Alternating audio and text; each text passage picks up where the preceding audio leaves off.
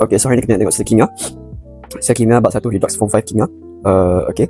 So hari ni kita nak tengok sel kimia. Sel kimia ni dia adalah daripada bahan kimia kepada elektrik, kepada tenaga elektrik, daripada tenaga kimia kepada tenaga elektrik. Kalau kita tengok tak, potato, kentang yang orang cucuk dengan paku tu, lepas tu kan dia boleh letak wayar, lepas tu mentol tu menyala kan. So apa yang berlaku kat sini, kentang ni ada elektrik pun, tak ada bateri pun yang dia pakai, tak ada bateri, tak ada plug, dia pakai kentang je. Lepas tu dia cucuk paku, lepas tu mentol ni menyala. So dekat dalamnya berlaku sel kimia. Kentangnya adalah sel kimia yang menyebabkan mentol ni menyala lah. Dia menyala sebab apa? Sebab ada elektrik. Daripada mana? Daripada kentang. Kentangnya apa? Kentangnya mana ada elektrik kan, tapi dia adalah sel kimia. Inilah sel kimia kita. Sel kimia ni ditukarkan daripada bahan kimia kepada tenaga elektrik yang menyebabkan mentol ni menyala. Okey. So kalau kita ada satu bikar, buruknya kejap. Kita ada bikar, and then kita ada elektrod. Elektrod ni adalah sejenis konduktor yang boleh mengalirkan elektrik.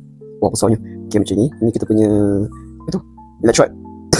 Okey, lepas tu kita sambungkan kepada wayar penyambung. Lepas tu kita sambung kepada voltmeter untuk kita kesan arus. Ada tahu arus dalam sel kimia tu. Lepas tu ni ada larutan. Okey. And then kalau sel kimia, elektrod yang digunakan mesti elektrod logam yang berbeza. Okey, elektrod logam yang berbeza. Lepas tu aku nak guna kat sini, aku nak guna sini zinc. Sini logam zinc. Sini argentum. Ag lah. So, larutan ni selalunya selalunya ada ion yang sama dengan salah satu logam. Either argentum ataupun zinc lah. So, sekarang aku nak guna argentum sulfide. Argentum sulfide ni adalah sejenis larutan. Larutan argentum sulfide. Larutan argentum sulfide. Ag2SO4.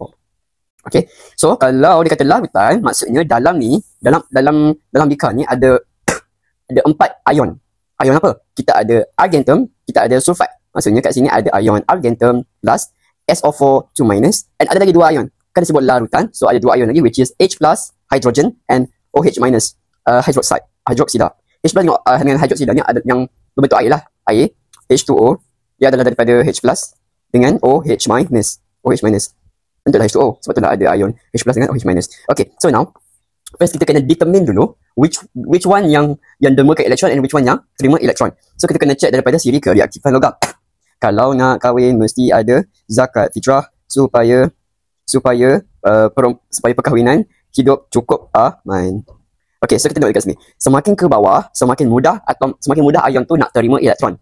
Macam dekat sini kita guna argentum dengan zinc. Okay, tengok zinc kat sini, argentum dekat sini. So argentum lagi bawah kan, maksudnya argentum lebih mudah nak terima elektron. Maksudnya argentum dengan zinc, argentum lah yang akan terima elektron. Siapa yang terima? Zinc lah yang akan terimakan elektron. Okey, jadi argentum dekat sebahagian sini akan jadi kathod. Sebelah sini akan jadi kathod, sebelah sini akan jadi anode. Okey, anode dengan kathod, sel elektrolisis ke sel kimia ke sama je? Okey, sama je. Anode dengan kathod, anode adalah tempat di mana pengoksidaan berlaku.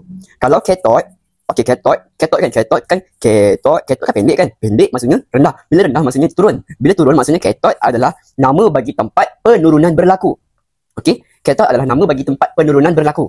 Tempat tindak balas penurunan berlaku. Macam kat sini argentum kan terima elektron. Bila dia terima elektron maksudnya dia adalah kathod. Okey, bila terima elektron confirm lah dia adalah bahan yang diturunkan. Bila bahan yang diturunkan kat sini adalah kathod lah. Jadi kalau kat sini kathod, sini anode lah. Okey. Okey, so kalau kita tahu zinc yang derma kat elektron, bila dia derma elektron maksudnya kat bahagian sini adalah pengoksidaan. Sini adalah pengoksidaan lah. Zinc berlaku pengoksidaan. Manakala argentum akan mengalami penurunan.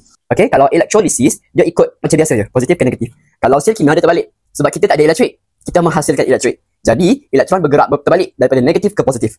Kalau sel elektrolisis, kita bekalkan elektrik. Bila kita bekalkan elektrik, elektron bergerak daripada positif ke negatif. Macam kat sini, zinc adalah terminal negatif. Sebab dia yang dermakan elektron, maksudnya elektron akan bergerak ke sini. Sebabkan ini sel kimia, maksudnya elektron bergerak dari negatif ke positif. Jadi kita punya arah elektron adalah daripada sini ke sini lah. Okey, ini adalah kita punya arah elektron. Okey, jadi ion mana? Jadi argentum kan dia terima elektron kan? Maksudnya apa yang terima elektron? Ion argentum lah. Okey, logam argentum mana boleh terima elektron? Ion argentum yang boleh terima elektron. Okey, jadi daripada Ag+, bising notification ni. Daripada Ag+, dia terima satu elektron membentuk Ag. Ag ni logam lah, logam argentum.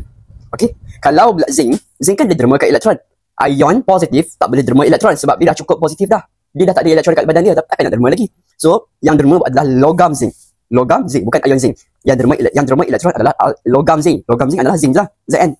Bila dia derma kat elektron, maksudnya dia tolak elektron lah. Dia buang elektron. Menghasilkan zinc 2+. Tapi dalam kimia kita tak buat negatif plus ni. Kita pindahkan negatif ni ke sebelah. So negatif pindah jadi positif lah. Okey, jadi ini kita pindahkan, dia akan jadi positif elektron. Okey, disebabkan kat sini adalah 2 plus, jadi elektron kat sini dia ada bercas 1 negatif. Bila dekat sini 2 plus, 2 positif, kat sini 1 negatif, tak balance. Jadi kita kena letak 2 kat sini. Okey, dah balance. Okey. So ini kita punya setengah persamaan. Setengah persamaan. Untuk kita punya sakingan ni lah. Okey. So apa yang berlaku? Disebabkan zinc ni dia dermakan elektron, maksudnya dekat sini dia akan menipis lah. Zinc ni akan menipis lah sebab dia dermakan elektron. Manakala kat bahagian sini, okey, disebabkan ion argentum dekat sini, dia akan pergi dekat sini tau. So ion argentum dekat sini, bila dia terima elektron, maksudnya dia akan membentuk logam. Bila dia membentuk logam ni kan, dia membentuk logam argentum. Bila dia membentuk logam, maksudnya dekat sini dia akan membentuk satu enapan. Enapan maksudnya kita akan nampak lah enapan dekat sini, dekat elektrod argentum. Kita akan nampak logam-logam argentum terenap dekat sini.